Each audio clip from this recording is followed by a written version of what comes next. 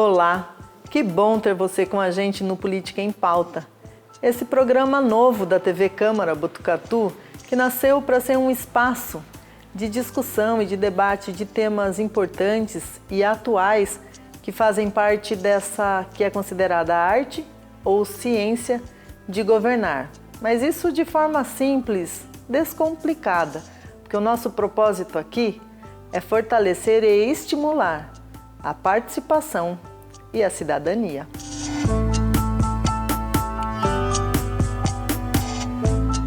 Em cada edição, a gente vai conversar com especialistas ou agentes políticos a respeito de um tema específico.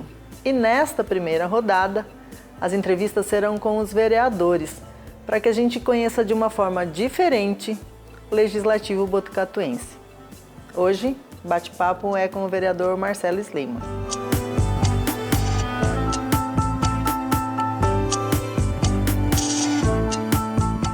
Olá, vereador. Para a gente começar, duas perguntas. O que o senhor está tomando e a que a gente vai brindar hoje?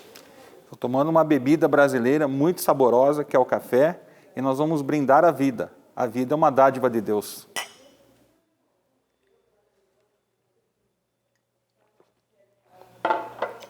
Bom, a gente está aqui nesse programa que é novo na TV Câmara e que fala sobre política. Então, o que é a política para o vereador Marcelo Sleiman? Para mim, a política é a arte do diálogo. As pessoas precisam conversar nas mais variadas entendimentos da palavra política. A política não é só a política que nós praticamos aqui. Existe a política da empresa, a política na sua casa, a política na igreja. Então, a política para mim é a arte do diálogo. É uma arte, porque conversar a gente sabe que não é fácil, porque às vezes temos que ouvir os outros, e acatar o que os outros têm como proposituras, que às vezes não são as mesmas ideias nossas. Mas por isso que para mim a política é a arte do diálogo. E o que levou você a ser um político num partido, a fazer a política partidária? Qual que é o seu caminho? Conta pra gente um pouquinho do seu caminho até chegar aqui. É seu primeiro mandato, mas para que a gente te conheça um pouquinho melhor. Nossa, meu caminho começa lá na 4ª série do primário, no Colégio Santa Marcelina. Eu tenho um amigo que é praticamente um irmão meu, que é o Fernando Cury Ramos, filho do vereador Zé Ramos, sobrinho do Jamil Cury. Então eu vivia nesse meio, eu ouvia muito de campanha, de política do bem, de se fazer o bem. Eu cresci nesse meio. Aí, quando eu me mudei para o Colégio La Salle, também fui presidente de classe, na 5ª, 6ª, 7ª série, sempre envolvido com movimentos estudantis. Não podemos nos esquecer que naquela época nós vivíamos uma ditadura, então todos os movimentos eram muito controlados, mas a gente tinha um objetivo, naquele momento a política estudantil. Aí quando eu estava na 8ª série, fui convidado para fazer parte de uma chapa que ia disputar as eleições do Centro Cívico. Essas eleições, na ditadura militar, eram proibidas. Mas em 83, lá no passado, a gente conseguiu a autorização do colégio, aí nós disputamos a eleição e a nossa chapa foi vencedora. E de lá para cá, eu sempre estive envolvido em movimentos políticos, movimentos em política e associações de bairro, política acadêmica na universidade, até que em 1989, a convite do ex-prefeito Jamil Cury, eu fui convidado para fazer parte da primeira Juventude Tucana de Botucatu. Então me filiei ao PSDB, o PSDB nasceu em 89, no movimento de Mário Covas e tantos outros ícones da política PSDBista.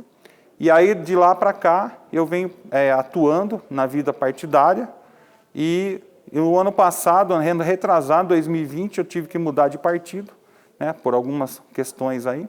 Fui para o Democratas, mas continuei com esse sonho de me tornar um vereador, porque eu tinha muita experiência no setor público, na área do executivo. Mas eu queria passar pela Câmara aqui para conhecer o funcionamento do Legislativo, poder contribuir com projetos de lei, e graças a Deus eu fui premiado, a população me elegeu em 2020, por isso que estou aqui.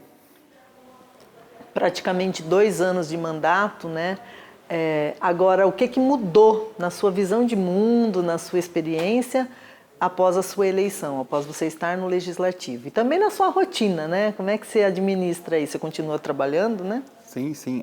Diferentemente do Executivo, no Executivo nós costumamos dizer que nós temos a caneta na mão, né? Então lá, como secretário, como assessor, eu podia tomar algumas decisões, sempre amparadas pelo crivo do prefeito, mas eu tinha um certo poder de executar algumas atividades, algumas ações, alguns projetos. Aqui na Câmara, diferentemente, nós temos que convencer os pares para que aquele projeto, aquela propositura, né, possa ser aprovada, porque aqui nós estamos em 11 vereadores e os 11 vereadores nem sempre têm o mesmo pensamento, a mesma ideologia, o mesmo modo de trabalhar. Então essa é a diferença básica, né, realmente, e eu tenho uma particularidade, né, que até costumo dizer nas palestras que faço, nas reuniões que participo, que eu consegui trabalhar no Executivo, hoje trabalho no Judiciário e no Legislativo. Quer dizer, eu vou passar por essa vida tendo participado dos 3 poderes, né, que está lá na Constituição. Então isso é muito gratificante, né, eu consigo ter a visão mais ampla de todo o processo que é executado nesses 3 poderes. E hoje minha vida, né, já era uma loucura, porque eu fui professor de ensino superior durante 20 anos, então eu saía do meu serviço, ou na prefeitura, ou na Caixa Federal, que eu trabalhei lá, ou na Justiça, e ia dar aula à noite, todas as noites. Agora a gente troca, né, eu me afastei das aulas, mas aí eu troquei as aulas para servir o público mais diretamente. E qual que é a sua motivação? Que grandes alegrias nesse tempo que você está no Legislativo, na atuação política partidária, que você poderia pontuar para a gente? O que te motiva? Que alegrias você já conseguiu desfrutar, né, desse seu prêmio, como você mesmo falou, né? Eu acho que eu vou voltar um pouquinho, né? Em 2015, o então prefeito João Cury me indicou ao candidato Pardini para que eu pudesse ser o gestor do plano de governo dele.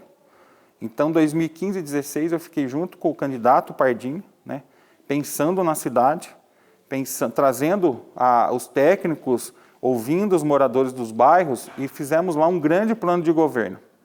Então, eu tive essa honra de ter sido o coordenador desse plano de governo, e muitas ações que nós pensamos lá em 2015 e 2016, hoje estão se concretizando. Várias, né? O próprio prefeito, alguns eventos que eu estou com ele cita isso, né? Ele reconhece, porque a gente estudou bem a cidade. Foram 2 anos de imersão, estudando a cidade, e esses projetos hoje estão se tornando realidade. Por exemplo, o Rio Lava Pés, né? Se vocês olharem o plano de governo de 2016, está lá, né? Então, é um exemplo que a gente pensou lá atrás, que hoje está se tornando realidade. Isso é muito gratificante. A gente conseguiu tirar do papel. Ah, mas hoje você está na Câmara. Mas as leis estão aqui, que autorizam a Prefeitura a contrair o empréstimo, que autorizam a Prefeitura a realizar convênio. Então, isso é muito importante. A sensação é que eu comecei e vou terminar, né, com o prefeito, agora aqui ele lá no Executivo, um sonho que nós sonhamos juntos em 2015 e 2016. E é esse processo que te move, então, que te motiva? Muito, motiva muito. Todos os dias a gente acorda, eu acordo pensando nisso, né? Como é que a gente vai atender melhor a população, seja através de equipamentos públicos, através de melhoria de serviços, seja através de novas conquistas, e aí é isso que me motiva, que me move todos os dias. E quais que são as principais dificuldades, os desafios com os quais você já se deparou e que às vezes fala, poxa vida, né? Que difícil. A grande dificuldade que nós temos, eu acho que não só na parte política, mas no mundo de hoje, é fazer as pessoas conversarem, né? Então, assim, os opostos, eles não estão conversando. Então, isso gera, e infelizmente, esse é o lado ruim das redes sociais, geram os valentões das redes sociais, que as pessoas partem para a agressão sem ouvir o outro lado. Então, o grande desafio hoje, principalmente do vereador que está em contato direto com a população, é fazer com que as pessoas sentem à mesa e conversem. A gente tem feito muito isso aqui na Câmara, principalmente em projetos de leis que alteram o dia a dia das pessoas. A gente está trazendo os opostos, os antagonistas, para que possam conversar e entrarem numa decisão em comum. Isso é o mais difícil, eu acho. né? Porque a votação é um produto do que foi conversado. Se as pessoas conversam, se elas sentam, dialogam e chegam a um denominador comum, o resultado vai ser melhor. O problema é quando vem um projeto que não tem discussão, parte para a votação, e aí a gente não sabe o que vai virar, né? Isso é ruim.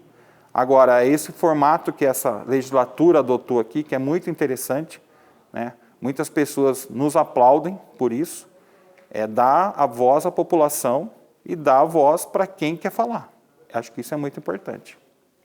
E o que o vereador Marcelo Sleiman fala, né? Qual que é a sua voz, né? Que mensagem você gostaria de deixar para quem não faz parte da política partidária, para quem não está exercendo um cargo público, um cargo político, um cidadão comum, e também para quem está fora e que não quer participar, e também para quem está fora e tem vontade de ter uma atuação mais efetiva?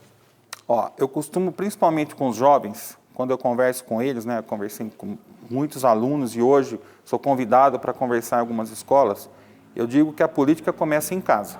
A política, a arte do diálogo começa em casa. E eu costumo falar, quando você quer sair à noite, você tem que convencer o seu pai e a sua mãe que você pode sair à noite, você vai ter que cumprir algumas regras. Então, essa conversa já é uma política. Depois você vai para a política da escola, né? Outro dia eu fui dar uma palestra numa escola, tocou o sinal, os alunos reclamaram, eu falei, não, mas isso é uma norma da escola, se vocês quiserem mudar, vocês têm que conversar sem partir para agressão e vão construindo uma solução. Para quem deseja entrar na política, não necessariamente precisa estar num partido só se você for ser candidato, ou ter uma ideologia muito afinada com o partido. Mas você pode fazer política sem ser político de carteirinha. Por exemplo, eu atuei muito em associação de bairro. A associação de bairro é uma grande entrada para esse mundo político.